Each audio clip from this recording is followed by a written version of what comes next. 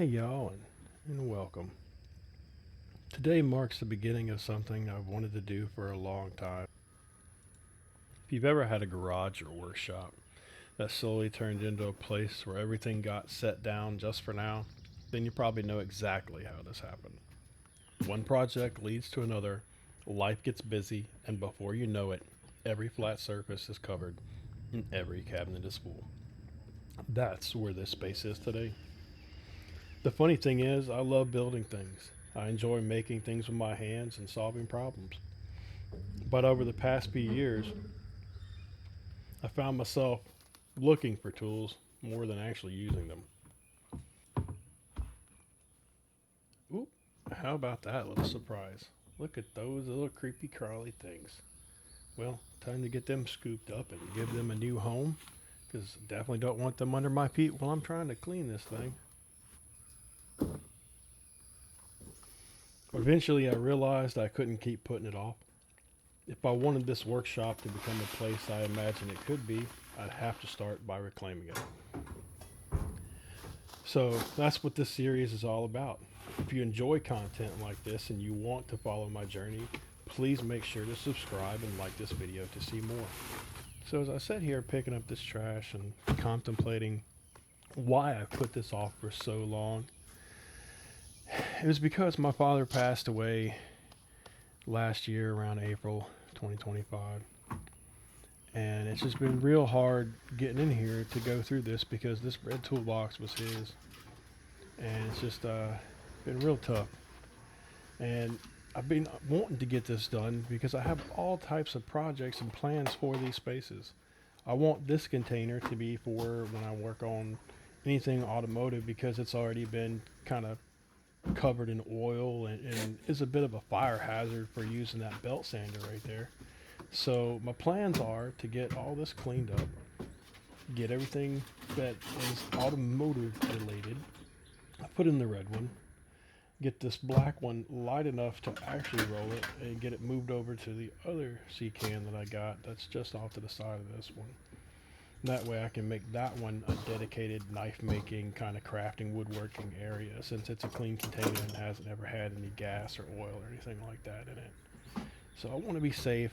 I don't want to catch on fire for sure because that's the last thing I want to do if I'm trying to make a knife.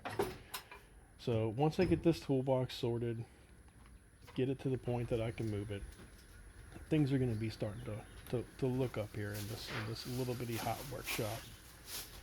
But we got plans for this.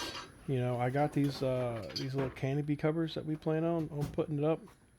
Memory serves me correct, I think they were 12 foot wide by 20 foot long, so that'll be great for just over the front if they're tall enough. I'm really hoping that they're tall enough to fit up and over the door, so that way I have a nice area outside of the weather to be able to sit here and actually open up my tractor and get the head gasket changed on it, or get the mower open. And I think it's also a head gasket as well because it started sputtering or something. It could just be completely ruined. That little beam mower in the beginning shot ended up overheating one day, and the fan had completely deteriorated on it. And whenever that happened, and it melted all types of plastic all over the cooling fins. So that ended up, being a project itself. I took all that apart and put a new fan on it, and it just ended up not wanting to run properly. So I think it was either loose compression or it might have blown a head gasket, or it could be completely destroyed. I don't really know, but haven't had a time or the place to tear it apart and get into it.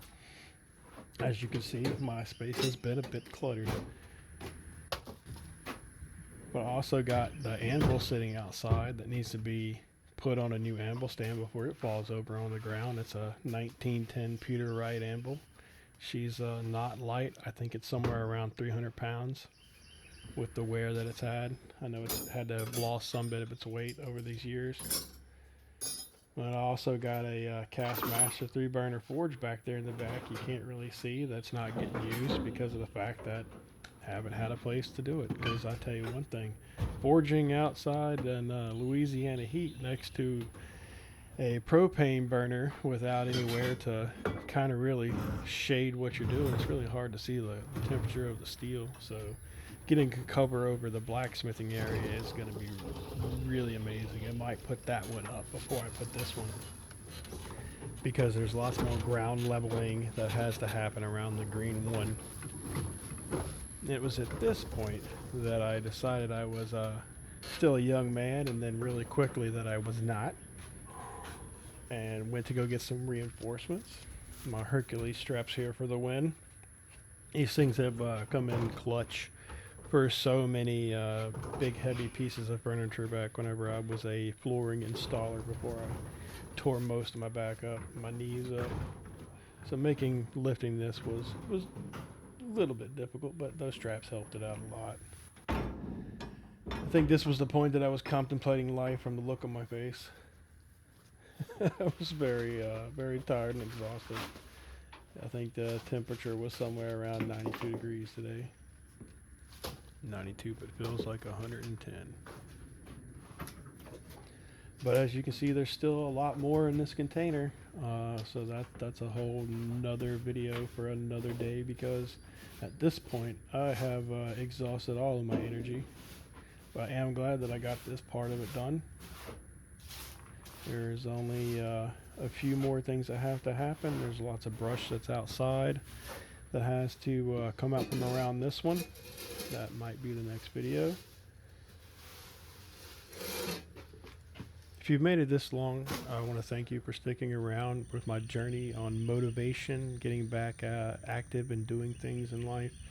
So I don't know if you struggle with doing things in life, if you've had any of these issues. If you want to comment below, talk about it, or if you want to comment on what you want to see me build, what type of knife, what type of woodwork project, go ahead and put those comments below. And if you haven't subscribed yet, please go ahead and do that now. Thank you, and have a nice day.